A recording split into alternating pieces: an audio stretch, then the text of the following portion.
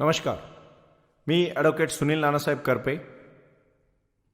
महापुरुषांचा जागर ही व्याख्यानमाला मी अनेक वर्ष केली. अनेक महापुरुषांच्या जीवनाचा संदर्भ आपण जवळून पाहिला. अशाच प्रकारे त्या संदर्भात मी एक अद्ययावत ग्रंथालय, ज्ञानदा ग्रंथालय म्हणून सुरुवात केली आणि त्याच ग्रंथालयाचा एक भाग म्हणून संपूर्ण जगामधल्या वेगवेगळ्या महापुरुषांच्या जीवनावर आता चिंतन करण्याची वेळ आली. हे चिंतन आपण कशा प्रकारे केलं पाहिजे, का केलं पाहिजे, कोणी केलं पाहिजे, कुठं केलं पाहिजे, कसं केलं पाहिजे, या सर्व गोष्टींचा एक वेगळ्या प्रकारे आज आम्ही जेव्हा आलेख मांडला तेव्हा लक्षात आलं की आज काल परवा मी पाहिलं, मन खिन्न झालं. वर्तमानपत्र वाचलं, टी व्ही पाहिला आणि चिपळूणची घटना अनुभवली, कोल्हापूरचा पूर पाहिला. त्यानंतर आज या महाराष्ट्राची अवस्था पाहिली. प्रश्न निर्माण होतो, डिझास्टर मॅनेजमेंट, आपत्कालीन व्यवस्थापन, पुनर्वसन मंत्री, सर्व लोक जातील, मुख्यमंत्री जातील, विरोधी पक्ष नेते जातील, समाजाची एक वेगळ्या प्रकारे जी काय हानी होईल तिथे आधार देतील, 4 शब्द बोलतील आणि मग पुन्हा एकदा कुसुमाग्रजांची कविता आठवल्याशिवाय राहत नाही. ओळखलत का सर मला, पावसात आला कोणी, कपडे होते कर्दमलेले केसावरती पाणी, क्षणभर बसला नंतर हसला बोलला वरती पाहून, गंगा माई पाहून आली गेली घरट्यात राहून, माहेर वाशीनं पोरीसारखी 4 भिंतीत नाचली, मोकळ्या हाती जाईल कशी बायको मात्र वाचली, भिंत खचली चुलई विजली होते नव्हते नेले. म्हणजे पहा बर का, जंतोतंत उदाहरण. कुसुमाग्रजांची प्रतिभेला मी सलाम करतो. म्हणजे काय म्हटले ते, भिंत खचली चुलई विजली होते नव्हते नेले, प्रसाद म्हणून पापण्यांमध्ये पाणी थोडे ठेवले. सरांना वाटलं मदतीला आलाय. सरांनी विचार केला आणि खिशाकडे हात केला, आपल्या 2 पैसे आपल्या या शिष्याला द्यावेत. त्यावेळेस तो शिष्य स्वाभिमानी होता.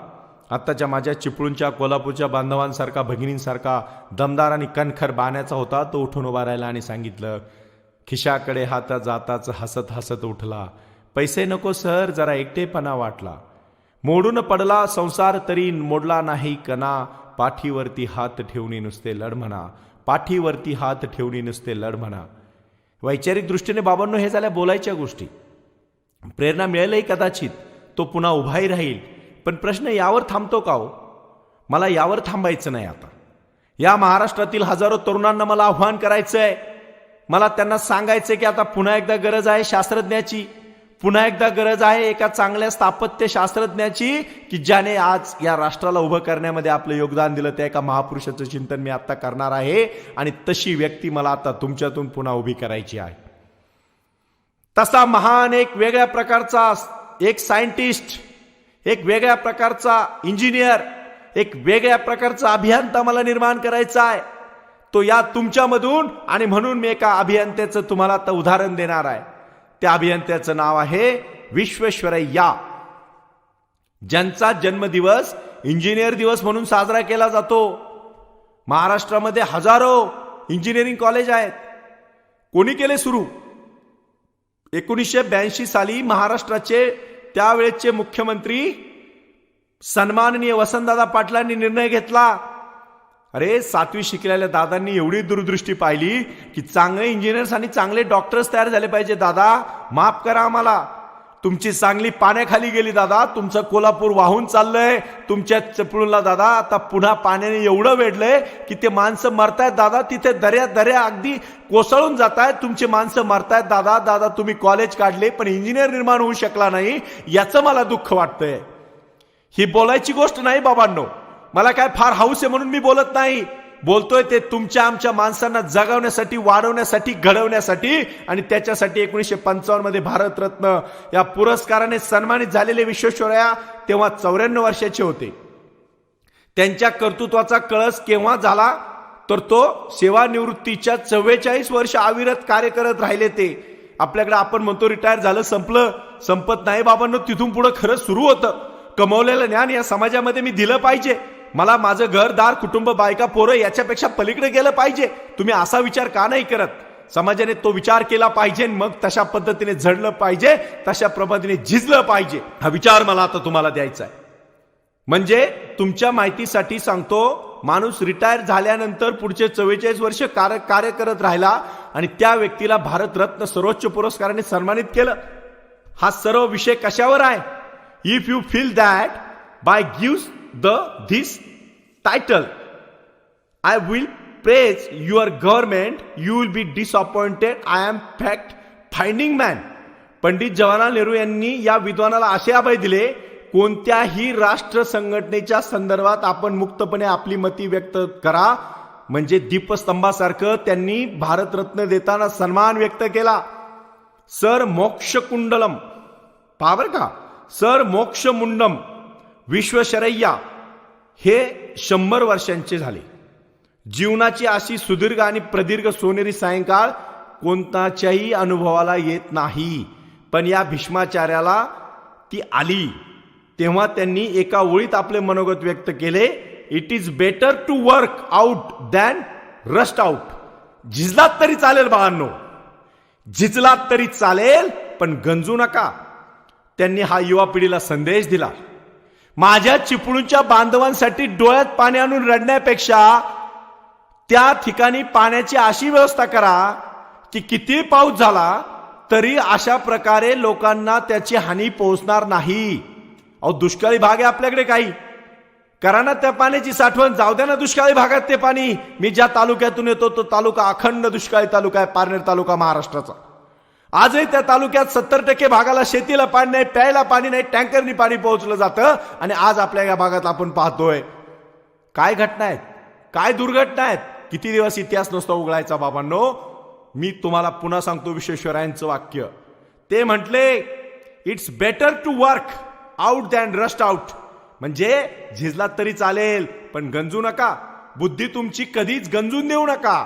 आणि म्हणून विश्वेश्वरय्या जन्माने मोठे नव्हते, ते प्रयत्नाने मोठे झाले. प्रखर बुद्धिमत्ता, अदम्य उत्साह, लोकोत्तर तत्वनिष्ठा, अखंड वाचन, चिंतन, संशोधन आणि कामाचे डोंगर उभे करणारी धडाडी हे त्यांचे गुण विशेष होते. लिहून घ्या हे गुण. भाषणं नुसती वाचायची नाही, आता भाषणं आत्मसात करायची तुम्हाला. मी तुम्हाला सांगतोय पोटतिडकीने, कुठल्याही प्रकारे स्वार्थ न ठेवता मी हे जे तुमच्यासाठी चिंतन करतोय, मनन करतोय, माझे मत मांडतोय. एक तरी विश्वेश्वरय्या घडला पाहिजे. दादा, मी तुमचा शिष्य आहे. काँग्रेस पक्ष तुम्ही उभा केला, महाराष्ट्राचे तुम्ही मुख्यमंत्री झाला, राज्यपालही झाला, पण तुमच्या या भागामध्ये तुम्हीच महाराष्ट्राला इंजिनिअरिंग कॉलेजची देणगी दिली. हे मी अभ्यासातून सांगतोय. त्या महाराष्ट्रात दादा तासा इंजिनियर तयार होईल, ही गोष्ट मला या ठिकाणी सांगायची. त्यांच्या जीवनात अगदी बालपणी प्रश्नचिन्ह उभं राहिलं. योगायोगाने त्यांच्या पुढे आली तसे अनेक प्रसंग, अनेक अडचणी त्यांनी सहज, अतिशय आनंदाने, सहज, म्हणजे अगदी हसऱ्या चेहऱ्याने स्वीकारल्या. मोठी मोठी माणसांचं असंच होतं. आपण म्हणतो मी झडपीत शिकलो, मला शाळा नाही, शाळा आहे तर मला चांगलं घर नाही, म्हणजे लाईट आहे तर दिवा नाही, दिवा आहे तर लाईट नाही. अरे पण दोन्ही असून तुझी इच्छा कुठे आहे? किती जण ठरवतात की मी घेतलेल्या ज्ञानाचा उपयोग मी समाजासाठी करील, राष्ट्रासाठी करील, मानव जातीच्या उद्धारासाठी करील. डिग्र्या लोक घेतात लग्न करायला, नोकरी मिळवायला, बस. याच्या पलीकडे किती तरुण विचार करतात हो. आज का जर तुम्ही विचार करताय तर मग का नाही तुम्ही हे सगळे प्रश्न सोडू शकत? तुम्ही म्हणता गव्हर्नमेंट मदत करा. गव्हर्नमेंट कोण आहे? तुम्ही, आम्ही म्हणजे गव्हर्नमेंट आहे बाबांनो. किती दिवस तुम्ही दुसऱ्यावर डिपेंड राहणार आहात? अजिबात डिपेंड राहू नका, अजिबात अवलंबून राहू नका. स्वाभिमानी बना, मग तुमचं राष्ट्र आणि भविष्य उज्ज्वल आहे. ही गोष्ट मला या ठिकाणी सांगायची. विश्वेश्वरय्यांनी काय केलं, विश्वेश्वरय्यांनी किती मोठं काम केलं, हा आदर्श डोळ्यापुढे ठेवा. पण तुमच्यात आता विश्वेश्वरय्या घडवा. मी सांगतो, निसर्गावर ज्याची कमांड आहे असा माणूस जरी जगात निर्माण झाला तरी निसर्गाने त्याचं रूप दाखवल्यानंतर आपल्याला त्याला वेगळ्या प्रकारे वैचारिक फाईट करता आली पाहिजे, तात्विक फाईट करता आली पाहिजे आणि त्याला न्याय देता आला पाहिजे. विश्वेश्वरय्यांचं जीवन कष्टाने सुरू झालं. त्यांनी गरिबी पाहिली, गरिबी अनुभवली, पण त्याच्याबद्दल तक्रार करत बसले नाही. अरे पोटभर अन्न नाही, अंगभर वस्त्र नाही, मुलांना शिक्षण नाही, जीवनाला अर्थ नाही. या दर्शनाने मोक्षमुंडम विश्वेश्वरय्यांचा मुलगा एकदम गंभीर झाला. त्याने नुकताच वादळी पाऊस पाहिला होता. तो त्या दारिद्र्याने विच्छिन्न होऊन जीवन जगत होता. मला पुन्हा विश्वेश्वरय्या निर्माण झाला पाहिजे या महाराष्ट्रात. त्याला कोडे पडले. निसर्गाच्या अंगी एवढी शक्ती असताना मानवी जीवन असे केविलवाने का व्हावे? निसर्ग सामर्थ्याचा उपयोग आपले जीवन संपन्न करण्यासाठी आपण करू शकत नाही का? सर मोक्षकुंडल विश्वेश्वरय्यांनी पुढचे 90 वर्षाचे आयुष्य फक्त याच एका ध्यासासाठी त्यांनी जीवन समर्पित केलं. तुम्हाला माहिती आहे, वर्गीस कुरियन, ज्यांना परदेशामध्ये नोकरी करण्याची संधी मिळाली पण ते थोडं इंटर्नशिपसाठी आनंद गावात गेले गुजरातमध्ये. आणि मग तिथे आयुष्य त्यांनी दुधासाठी धवल क्रांती केली आणि त्या माणसाला धवल पुरुष म्हणून आज जगाने ओळखलं. एक एक प्रश्न घ्यावं, करा त्याच्यावर चिंतन, लागा कामाला. माझं जीवनाचं ध्येय मी ठरवलंय. अनेक महापुरुष मोठे होऊन गेले, तसेच महापुरुष आता समाजात घडवायचे. एक पुन्हा कोणीतरी गांधी तयार झाला पाहिजे, एक पुन्हा कोणीतरी टिळक तयार झाले पाहिजेत, एक कोणीतरी बाबासाहेब घडला पाहिजे की जो पावाचे तुकडे खाऊन माझ्या बांधवांसाठी मी झोपलेला बांधव समाज उठवण्यासाठी झटला पाहिजे. आणि त्यासाठी आता या दगडाच्या देशाला आता माणसाचा देश करून उभं केलं पाहिजे. प्रश्न निर्माण होतो त्या केविल आणि माणुसकीचा. मला एक गोष्ट सांगायची. 15 सप्टेंबर 1861 या दिवशी त्यांचा जन्म झाला आणि 14 एप्रिल 1962 या दिवशी त्यांनी इहलोक सोडला. आजच्या कर्नाटकात म्हणजे पूर्वीच्या म्हैसूर राज्यात मदनहळ्ळी नावाचे एक खेडे त्यांचं जन्मगाव होतं. आंध्र प्रदेशातील मोक्षकुंडलम हे त्यांच्या म्हणजे पूर्वजांचे गाव. म्हणजे पूर्वी त्या काळामध्ये त्या भागामध्ये लोकांना गावावरूनच आडनाव मिळायची. श्रीनिवास शास्त्री म्हणजे त्यांचं आता हे बालपण सगळं तुम्हाला माहिती आहे. शुद्ध बीजापोटी फळे रसाळ गुमटे अशी मन तुकाराम सांगून गेले. तसे त्यांचे आईवडील चांगले, मुलगाही चांगला निर्माण झाला. परंतु त्यांनी कुशाग्र बुद्धिमत्ता, विनम्रता आणि शिस्त यांचे मुलाचे वैशिष्ट्य मुलाने आत्मसात केले आणि एकही क्षण त्याने अपव्यय केला नाही. आयुष्यामध्ये ज्याला वेळेचं महत्व कळालं तोच जिंकला. विश्वेश्वरय्या लहान असतानाच वडिलांना म्हणजे देवाज्ञा झाली. वडील वारले, त्यांचे मृत्युमुखी पडले. आईचे सौभाग्य हरवले, घर उघडे पडले. आपल्या हुशार मुलाला पुढे शिकवता येणार की नाही हा माऊलीला प्रश्न पडला. परंतु नियती कधी कधी अशा ठिकाणी उभी राहते, तो प्रश्न सुटला. मुलाच्या शिक्षणात कुठेही खंड पडला नाही. 1875 साल उजेडले त्यावेळेस विश्वेश्वरय्या 14 वर्षाचे होते. बंगलोरला त्यांचे एक काका होते. काकांकडे राहून पुढे शिक्षण घ्यायचे ठरले. मुलाच्या मनात विचार आला. आईने त्याला बोलून दाखवला. एवढेच म्हणाली, काकांची परिस्थिती आपल्यासारखीच, मुला कशाला त्यांच्यावर भार टाकतोस. लगेच मुलाने एक पर्याय सुचवला. मी काकावर कसलाही भार पडून देणार नाही आई, काम करीन, शिकवण्या घेईन, मला पण शिकायचंय. मला शिकण्याची जिद्द त्याने पुढे ठेवली आणि मग तो शिकत राहिला. पहा बर का, म्हणजे महान माणसांना सुद्धा, म्हणजे अब्राहम लिंकन सुद्धा ज्यावेळेस त्यांची आई वारली, एक्सपायर झाली, तेव्हा वडिलांनी दुसरं लग्न केलं. दुसऱ्या आईने मुलाची ओढ पाहिली आणि अब्राहम लिंकन चुली समोर बसून अभ्यास करत होते. तर त्यावेळेस अब्राहम लिंकननी सांगितलं, आई मला दिसत नाही, अंधार पडत चाललाय, तर त्या चुलीला अजून जाळ घाल. आईने सांगितलं, अरे बाळा तो पदार्थ करपेल. पण त्यावेळेस अब्राहम लिंकनने सांगितलं, आई पदार्थ करपला तरी चालेल, पण माझं जीवन ज्ञानाभावी करपलं नाही पाहिजे ग. आणि अशी भूमिका अर्थ घातली. म्हणूनच लोकांसाठी लोकशाही निर्माण करणारा लोकनेता अब्राहम लिंकनच्या रूपाने अमेरिकेने पाहिला. तुम्हाला मला विसरून चालेल का हो? आज आपल्याला किती सोयीसुविधा मिळतात, आई वडील किती कष्ट घेतात आपल्या मुलांसाठी, आणि मुलं किती त्याच्यासाठी आत्मसात करतात, ही गोष्ट अभ्यासासारखी आहे. लोक म्हणतात मोठी मोठी माणसं मोठी होऊन गेली. अरे तुम्ही सुद्धा मोठी होऊ शकता बाबांनो. मोठ्या माणसासारखे एक तरी गुण आत्मसात करा. का नाही तुम्ही मोठे होणार? 100% तुम्ही मोठे होणार. 1975 मध्ये बँगलोरमध्ये सेंट्रल कॉलेजमध्ये त्यांनी नाव नोंदवलं. पुन्हा मागळून पाहिलं नाही. काकांच्या मदतीने एका सरकारी अधिकाऱ्याच्या मुलांची शिकवणी मिळवली. काकांचे घर, कॉलेज आणि शिकवणीची जागा 15 किलोमीटरचं अंतर. तो माणूस रात्रंदिवस चालत राहिला. रोज एवढे अंतर चालत होते. कधी आळस नाही, कंटाळा नाही, थकवा नाही, चालढकल नाही, आजार नाही, रजा नाही. असा प्रकार एकही दिवस घडला नाही. वर्गात श्रवण, घरात वाचन, चालता चालता चिंतन, असा एकूण दिनक्रम असायचा. आपल्या आरोग्याचे आणि दीर्घायुष्याचे रहस्य सांगताना ते सांगून जातात कधी कधी मस्करीमध्ये. रोज सकाळी मी पायी चालतो. ते एकदा म्हणाले होते, I walk my way to good health. मी चालतो माझ्या जीवनात फक्त माझ्या चांगल्या आरोग्यासाठी, आणि म्हणून तुम्ही सुद्धा चाललं पाहिजे. सेंट्रल कॉलेजचे प्राचार्य चार्ल ऑट्स यांचा बुद्धिमान आणि आदर्श विद्यार्थ्यावर जीव जडला. काय असतं माहितीये का, इंग्रजांनी आपल्यावर खूप वर्ष राज्य केलं, काही शंका नाही. पण इंग्रजांनी चांगली माणसं हेरली पहा.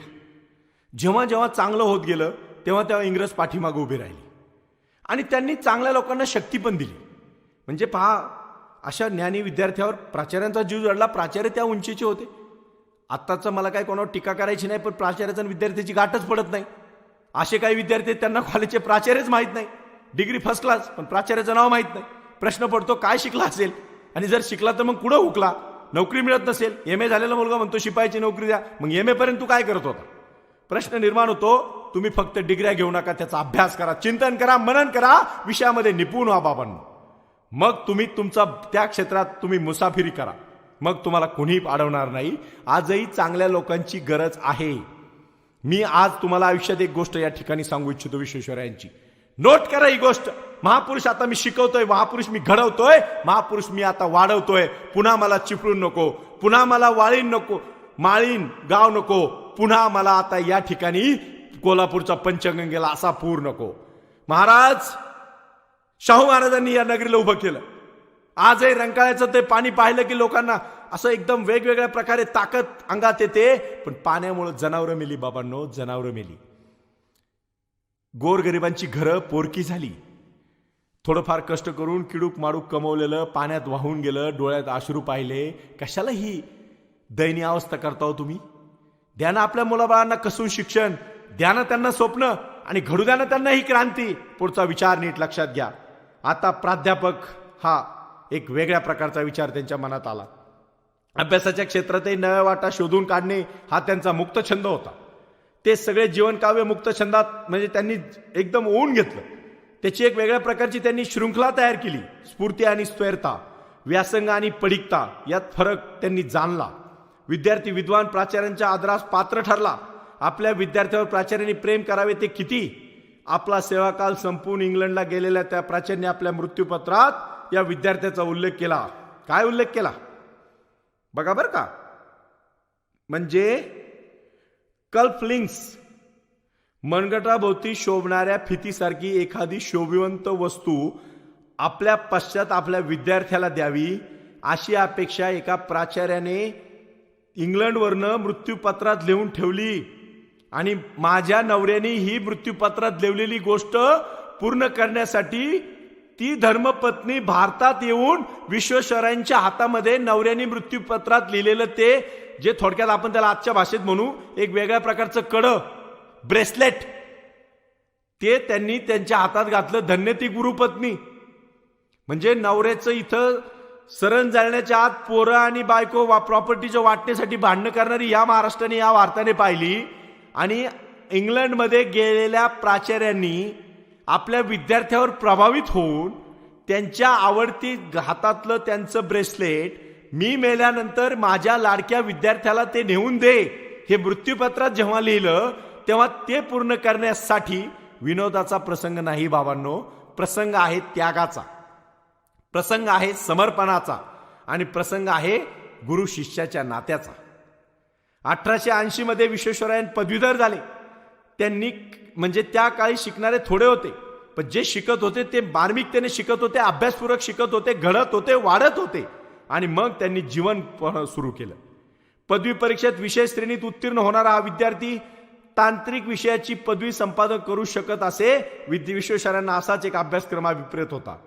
त्यांनी त्याची निवड झाली.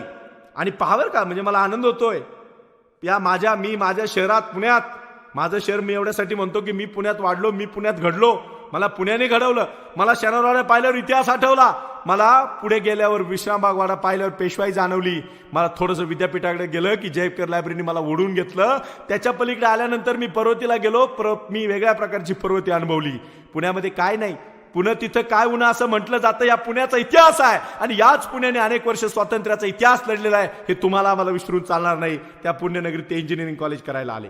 म्हणजे पदवी परीक्षेत विश्वेश्वरात एक इंजिनियर झाले. कुठे? पुणे शहरात. तेव्हा सायन्स कॉलेज ऑफ या नावाचे एक कॉलेज होतं, म्हणजे आत्ताचं इंजिनिअरिंग कॉलेज. त्यांनी स्थापत्यशास्त्र म्हणजे इंजिनिअरिंग 1883 मध्ये LCE आणि FCE या परीक्षा पास झाले चांगल्या मार्काने. आजकाल आपण त्याला म्हणतो बॅचलर ऑफ इंजिनिअरिंग. आत्ताचं इंजिनिअरिंग विश्वेश्वराची कंपॅरिझन करू नका तुम्ही, पण सांगतो.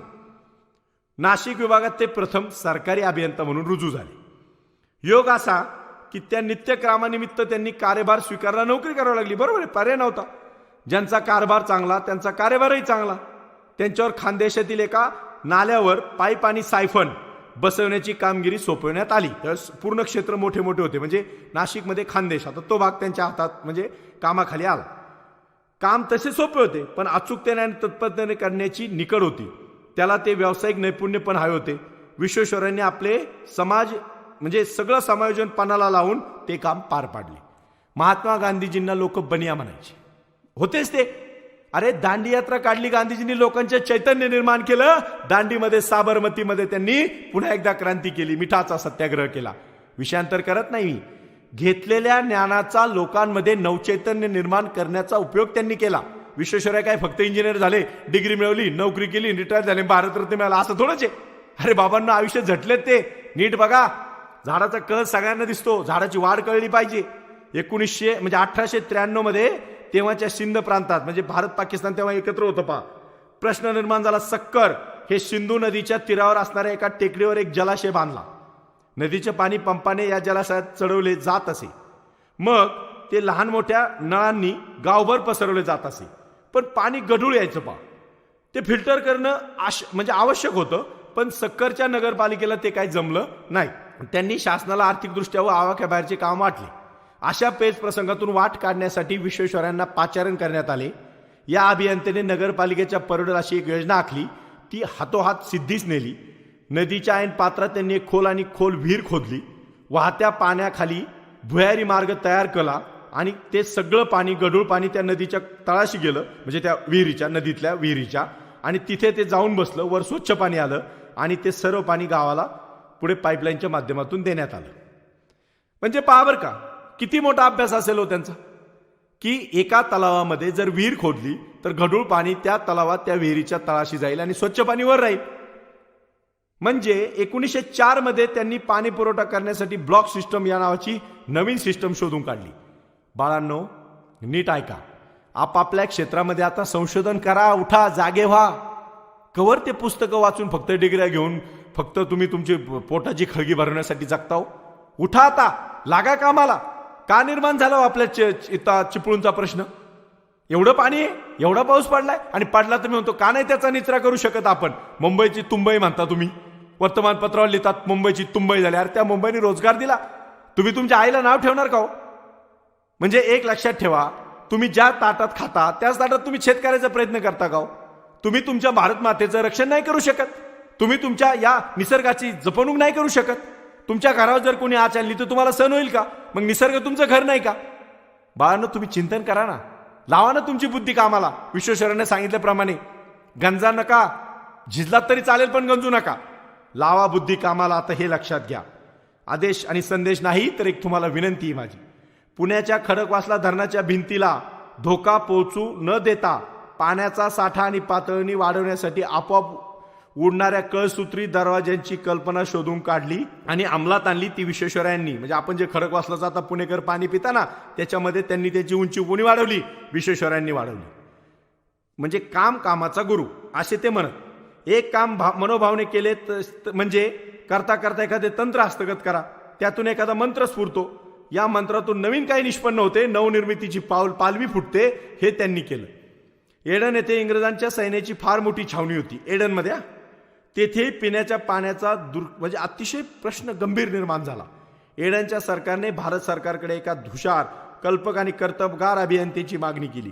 त्या क्षणी सर्वतोमुखी असणारे एक नाव विश्वेश्वरय्या हेच होते. नवनवीन आव्हाने पेलणारा सामर्थ्यवान राष्ट्राच्या अभिमानाचा विषय झाला होता.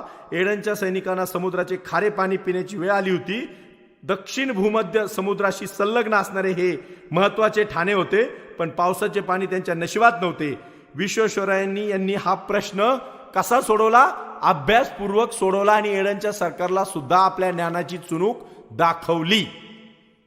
प्रश्न निर्माण होतो, सक्कर, एडन अशा नगरांना भेडसवणारा पाण्याचा प्रश्न सोडवणारा हा लोकविलक्षण स्थापत्यशास्त्रज्ञ उर्फ इंजिनियर म्हणून त्यांच्या नावाचा जगभर बोलबाला झाला.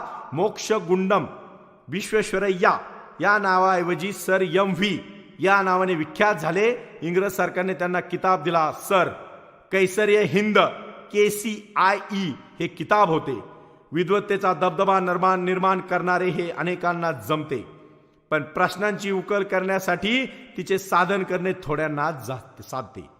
उपयुक्त हे यथार्थ ज्ञानाचे गमक मानले पाहिजे. Idea is true, it is works असे फलप्रामाण्यवादी तत्वज्ञ मानतात. हे जे ज्ञान जग बदलण्यासाठी, वास्तवाला आकार देण्यासाठी, समोरचे प्रश्न सोडवण्यासाठी उपयोगी पडते, तेच खरे ज्ञान. म्हणजे आपण जे पुस्तकातून घेतो ना बाबांनो, त्या ज्ञानाचा उपयोग आपल्या जीवनात झाला पाहिजे आणि ते करण्यासाठी आपण अहोरात्र प्रयत्न केले पाहिजे. मग त्यांनी काय सुरू केलं पुढे? Sir M.V. हे संकटकाळी सर्वांना सावरणारे, यक्ष प्रश्नांची उत्तरे शोधणारे, निरपेक्ष बुद्धीने लोकसेवा करणारे, लोक कल्याणासाठी निसर्ग शक्तींना दिशा देणारे एक कर्तृत्व संपन्न शास्त्रज्ञ आहेत हे जगाच्या ध्यानी आले. त्यांच्या ज्ञानाचा फायदा घ्यावा असे अनेक व्यक्ती, संस्था, नगरे आणि राष्ट्र यांना वाटू लागले. म्हणजे माणूस एवढा ज्ञानी होऊ शकतो जर त्याने ठरवलं तर. पण आपण ठरवतच नाही. आत्ताच्या मुलांचा प्रश्न पाहा ना. मी अनेक इंजिनियर्सला भेटतो, काहीच स्वप्न नाही. तो फार फार तर MNCत जायचंय, सेटल व्हायचंय, अमेरिकेत जायचे, जपानला जायचंय, तिथं सेटल व्हायचं. अरे चांगलं आहे बाबांनो, पण आपल्या राष्ट्रासाठी काय फॅसिलिटी मिळत नाही. अरे यांना कुठं होत्या फॅसिलिटी? काय होतं सर विश्वेश्वरय्या? मी सर विश्वेश्वरय्यांचं भाषण करत नाही बाबांनो. सर विश्वेश्वरय्यांचे समोर ठेवा आणि तुम्ही कुठे बघा, आपण कुठे बघा. हैदराबाद हे एकेकाळचे म्हणजे भागानगर त्या काळातलं बाबर का, भाग्याला तडा जाण्याची वेळ आली म्हणजे MVंना तातडीने प्रार्थनापूर्वक त्या नवाबाने बोलून घेतलं. 6-7 महिन्यांच्या अविरत प्रयत्नांनी बेलगाम झालेले पाणी सर MVंनी यशस्वी केले. सगळ्यात मोठं म्हणजे काम त्यांनी काय केलं? अनावरणपणे वाहणारी आणि पाऊस काळात धुमाकूळ घालणारी मुसी नदी, जसं आता चिपळूणचं झालंय, पंचगंगेचं होतंय, कृष्णा कोयनेचं होतंय. दादा यशवंतराव चव्हाणांनी कृष्णा कोयनेचं पाणी सदनतेकडे वळवलं, पण तोच पूर आता होतोय. म्हणजे असं म्हणतात पाण्याच्या आणि विजेच्या नादी लागू नये. अरे पण नादी न लागता सुद्धा त्याला व्यवस्थित कंट्रोल करू शकता ना तुम्ही. मुसी नदीचा प्रश्न MVंनी सोडवला. सोडवा आत्ताच्या विश्वेश्वरय्यांनी हा माझा प्रश्न. आज पंचगंगेचं पाणी, आज कृष्णा कोयनेचा वेढा थांबवला पाहिजे अभ्यासपूर्वक. कसं तरी ते पाणी योग्य दिशेने वळवलं पाहिजे याची काळजी करा, विचार करा, अभ्यास करा. विनाशाच्या काठावर उभे राहणारे निजामी राज्य वाचले. कोल्हापूरचा रंकाळा तलावाचे पाणी गावात शिरण्याची भीती निर्माण झाली. चिंतेने अवघे नगर कंपमाय झाले. जो आज प्रश्न निर्माण झालाय 150 वर्षापूर्वी तोच प्रश्न होता. एका महाभूताची घुसखोरी थोपवण्याचे काम सर MVंनी केले. भोपाळ, बडोदा, इंदोर, कोल्हापूर, फलटण अशा संस्थानांनी आपापली विकास कार्याचे सुकाणू सर MVंच्या हाती दिले. सरकारी नोकरीत असताना MV यांनी कर्तृत्व दाखवले. हे सर्व करत असताना त्यांनी अंतर्यामी एक शल्य टोचत होते. चीफ इंजिनियर हे पद केवळ भारतीय म्हणून त्यांना मिळू शकले नव्हते. त्यांच्यावर गौरवसूचक पदव्यांचा वर्षाव करणारी परकीय शासन त्यांना अंतिम पदापर्यंत पोहोचू देत नव्हते. शेवटी सरकारी नोकरी शुल्क म्हणजे एक होतीच, त्यांचा तो एक जाच होता, पण त्यांनी तो सोडला नाही. त्यांनी सांगितलं सरकारमध्येच राहून मला काम करावं लागेल माझ्या बांधवांसाठी. तक्रार केली नाही, थोडक्यात समजून घ्या. म्हणजे सर MV रिटायर झाले. त्यांनी काम सोडलं नाही. नोकरीतून रिटायर झाले पण काम सोडलं नाही. कामाचं एक शास्त्र होतं, त्यांनी त्याला वाहून घेतलं होतं. अभ्यास, निरीक्षण, प्रयोग, विज्ञान प्रणित मार्ग अटळ होते. युरोप खंडातील स्थापत्यशास्त्राची प्रगती जाणून घ्यावी यासाठी युरोप दौरा केला. वयाच्या 85व्या वर्षी ते अमेरिकेत जाऊन आले. तेव्हा एका कारखान्याची यंत्रशाळा पाहण्यासाठी 4 मजले आणि 75 पायऱ्यांना जिना चढून MV वरपर्यंत गेले. त्या वयात सुद्धा ज्ञानाच्या क्षेत्रात उधारी चालत नाही हे त्यांनी ओळखले होते. जे डोळ्यांनी पाहायचे आणि मनाने जाणवायचे ते ज्याचे त्यानेच केले पाहिजे, अभ्यासले पाहिजे. अभ्यासे प्रगट व्हावे नाहीतर झाकोने असावे. तुकोबांचं हे वचन मला या ठिकाणी आठवतं. अभ्यासाच्या क्षेत्रात कोणी कोणाचे प्रतिनिधित्व करू शकत नाही हे त्या ठिकाणी त्यांनी अभ्यासलं. मला सांगावंसं वाटतंय सर्वांना, बाबांनो तुम्ही तुमचं ज्ञान मिळवा, आत्मसात करा, स्वतः झटा, पुस्तकं वाचा, चिंतन करा, मनन करा, समाजातले प्रश्न लिहून काढा. एखाद्या प्रश्नाला हाताशी घ्या आणि तो प्रश्न घेऊन आयुष्यभर जगा. तुम्ही गेल्यानंतर सुद्धा तुमचं कार्य लोकांपर्यंत त्या प्रश्नाच्या रूपाने राहील हे तुम्हाला आम्हाला विसरून चालणार नाही. आणि मग सर MV 1909 मध्ये म्हैसूर राज्याचे मुख्य अभियंता म्हणून सूत्रे हाती घेतली. म्हैसूर राज्य म्हणजे आजचं तुम्हाला कर्नाटकमध्ये तुम्हाला सांगायला मला आवडेल. पाणी, दळणवळण, पाटबंधारे विभागात कायापालट केला. चांगला नेता मिळाला तर काय होऊ शकते. 1932 पर्यंत त्यांनी कावेरी योजना वेगवेगळ्या प्रकारच्या पूर्ण केल्या. आणि एक लक्षात घ्या, म्हैसूर पासून काही मैलांवर कृष्णराज सागर हे जगविख्यात त्यांनी अजस्त्र धरण बांधले. या धरणाची लांबी 8600 फूट आणि रुंदी 111 फूट आहे. उंची 140 फूट आहे. म्हणजे धरणाच्या डाव्या बाजूला 60 मैल लांबीचा एक कालवा आहे. तो आजही विश्वेश्वरय्या कालवा म्हणून प्रख्यात आहे. काय मला तुम्हाला सांगायचंय, विराट विद्युत निर्मिती, कृष्णसागर राज म्हणजे राजसागर, आज परिसरात अवतरलेले वृंदावन उद्यान, हे आजूबाजूला पसरलेले म्हणजे काय विश्वेश्वरय्यांचे कर्तृत्व तुम्हाला दिसेल पा यातून. आणि म्हणून बाबांनो असं काहीतरी काम करा. पिकणारी भूमी, तरारणारे मळे, लखलखणारे आनंद, असं एकदम आज तो कर्नाटकचा सदन भाग, त्यामध्ये त्यांचं खूप मोठं योगदान आहे. सर विश्वेश्वरय्यांसारखा माणूस केवळ अभियंता म्हणून किती काळ राहू शकतो? कदाचित लोकसेवा व्रताचा भाग म्हणून बराच काळ ते राहू शकेलही, पण एखाद्या उंचीचा माणूस, एवढ्या उंचीचा, जे स्थान विभूषित करतो त्या स्थानाला उंची निर्माण होते. काही लोकांमुळे खुर्ची म्हणजे पावर का, खुर्चीला कधी कधी किंमत येते त्या माणसामुळं, आणि कधी कधी माणसाला किंमत येते खुर्चीमुळं. आता तुम्ही लक्षात ठेवा, असे माणसं जेव्हा त्या पदावर जातात तेव्हा खुर्चीची पण किंमत वाढते. 1912 साली त्यांनी म्हैसूरचे दिवाण झाले, पण राज्याची सूत्रे हाती घेतली. पण त्यांच्या एक लक्षात आलं की ते काय कुठं स्वतःला बांधून घेऊ इच्छित नव्हते. त्यांनी सांगितलं, मी या जगाचा सेवक आहे, जिथे जिथं माझ्या ज्ञानाची गरज पडेल तिथे तिथे मी स्वतः उभा राहील. आणि त्यांनी कधीही म्हणजे कुठल्याही गोष्ट मोह पडून दिला नाही. पैसा त्यांच्या लेखी देव झाला नाही. त्यांनी फक्त त्यांच्या आयुष्यामध्ये हारतुरे, फुले, भेटवस्तू यांचा सडा पडला हो, पण त्यांनी कधी त्याच्यात ते रमले नाही. त्यांनी एकच गोष्ट ठेवली की मला माझं आयुष्य, माझं क्षण, माझं आयुष्य एक क्षण ना क्षण मला या माझ्या कार्यासाठी मला वाहून घ्यायचे.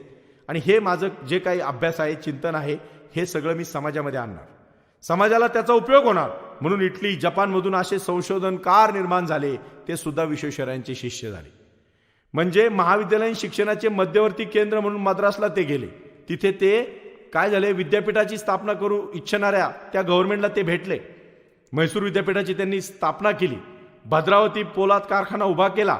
सिमेंट, कागद, साबण, आगपेट्या, म्हणजे उदबत्त्या या नित्यनेमांच्या वस्तूंच्या निर्मितीला चालना दिली. बंगलोर हे एक स्थापत्य महाविद्यालय सुरू केले. शेती सुधारणा व्हावी यासाठी त्यांनी अनेक योजना राबवल्या. लोकनेत्याने कसं असलं पाहिजे, आपल्या लोकनेत्याने आपल्या गावाचा, आपल्या तालुक्याचा, आपल्या जिल्ह्याचा, आपल्या राष्ट्राचा, आपल्या राज्याचा विकास करण्याची दूरदृष्टी ठेवली पाहिजे. नाहीतर नुसतं मी या पक्षाचा, मी त्या पक्षाचा, मी याला फोडीन, मी त्याला फोडीन, मी आमदार होईन, मी खासदार होईन, मी मंत्री होईन, पुढे काय? विकासाची दूरदृष्टी येऊ द्या की जरा मनामध्ये. म्हैसूरला म्हणजे आजही आपण पाहतो ना, हा विकास मी का सांगतोय, का मला कर्नाटकचा सारखा सारखा उल्लेख करावा लागतोय? कारण त्यांनी मातृभूमीसाठी केलंय, आपल्यासाठी पण केलंय. पुण्यात शिकले, नाशिकमध्ये काम केलंय, मुंबईत काम केलंय, कोल्हापुरात काम केलंय, पण जास्त त्यांनी त्यांचं योगदान आज कर्नाटकमध्ये आपल्या मातृभूमीला दिलंय. मला याचा आनंद होतोय. मला एवढंच सांगायचंय की जी माझी धडपड आहे त्यातून तसा माणूस घडला पाहिजे. आज आपल्याकडे इंजिनिअरिंग कॉलेज नाही का? मग सांगा बरं, विश्वेश्वरय्यांनंतर तेवढ्या उंचीचा कोणता माणूस झाला आणि का नाही झाला? आणि जे झाले ते आता सुंजर पिचे सारखे गुगलमध्ये जाऊन तिकडे जाऊन काम करतायत. आपल्या तिथं काय? ठीक आहे, तो बिचारा तिकडे गेला, त्याला चांगले पैसे मिळाले असतील, त्याचं स्वप्न ते असेल. पण आपल्या भूमीसाठी आता मला इंजिनियर्स पाहिजे. तुम्ही काम करून निवृत्त व्हा, पण कामातून निवृत्त नका हो. मरेपर्यंत तुम्ही तुमचा अट्टाहास चालू ठेवा. या निवृत्तीनंतर त्यांनी एक लक्षात ठेवा, परदेश गमन केलं. फिरलं पाहिजे, जाणून घेतलं पाहिजे. भारत सरकारला विविध योजनांच्या संदर्भात त्यांनी मार्गदर्शन केलं. सर एम.व्ही. 92 वर्षे झाले, एके दिवशी पंतप्रधानांचे दूत त्यांच्या दारी आले. अनेक राज्यातून वाहणाऱ्या गंगा नदीवर राज्य निहाळ पूल बांधण्याचा सरकारचा विचार होता. सर्व संबंधित जागांची पाहणी, जातीने पाहणी करून शासनाला मार्गदर्शक सूचना सर एम.व्ही.नी 92 वर्षी केल्या. नेहरू म्हणत, he is an engineer to integrity, character and म्हणजे काय, बोट नॅशनल आउटलुक. 1995 मध्ये राजेंद्र प्रसादांनी त्यांना भारतरत्न म्हणून गौरवले. 15 सप्टेंबर 1961 या दिवशी विश्वेश्वरय्यांची जन्मशताब्दी जगाने साजरी केली. त्यांना आलेल्या अभिनंदनपर पत्रात त्यांच्या म्हणजे छापाची तिकिटे होती. याच देही याच डोळा, हा सुख सोहळा एम.व्ही.ने पाहिला. आपल्याच आयुष्यात आपल्याच नावाची तिकीटं आपणच प्रकाशित करावी, 100 पार केली हो. पहा बरं का, भारतातील अनेक विद्यापीठांनी त्यांना सर्वोच्च पदव्या दिल्या. पूर्ण पुरुषाच्या पायी त्यांच्या वाहिल्या. 100 वर्षाचे कृतार्थ आणि जीवन संपन्न जगणाऱ्या या ज्ञान महर्षीला कौटुंबिक सुखाचे क्षण मात्र कमी लाभले. त्यांना पत्नी सुख लाभले नाही, पुत्रमुख दिसले नाही, कन्यादान करता आले नाही. सदैव कार्यरत असणाऱ्या आत्मप्राप्ती पुरुषाला आत्मतृप्त महात्म्याच्या जीवनातील दुःख जोखाने एवढी उसंत मिळाली नाही. 14 एप्रिल 1962 या दिवशी थोर पुरुषाने गेल्या शतकाकडे वळून पाहिले आणि मृत्यूची काठी टेकीत टेकीत अमरत्वाकडे प्रयाण केले. प्राण गेले विश्वेश्वरय्यांचे, पण कार्य गेलं का? मरावे परी कीर्तिरूपी विरावे. विश्वेश्वरय्यांच्या कार्यातून, जीवनातून 5 मूलमंत्र घ्यायचे. पहिला मूलमंत्र, ज्ञान फक्त डिग्रीसाठी घ्यायचं नाही, ज्ञानाच्या मुळाशी जायचं. घेतलेलं ज्ञान राष्ट्रासाठी उपयोगात आणायचं. अखंड कार्यरत राहायचं. नोकरी मिळवण्यासाठी किंवा पोटाची खळगी भरण्यासाठी फक्त ज्ञानाचा उपयोग करायचा नाही. कधीही आयुष्यामध्ये थकायचं नाही. आणि शेवटच्या श्वासापर्यंत आपल्या ध्यासासाठी जगत राहायचं.